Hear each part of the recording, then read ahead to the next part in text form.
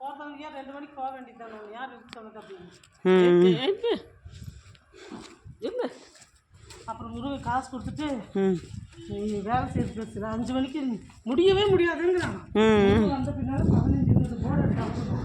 அது முடியாதுன்னா என்னால் கஷ்டம், என்னால் முடியாதுங்கிறான். முருகன் 5 போர்டுக்கு வெயிட் பண்ணிட்டு புத்தி படம் அதான்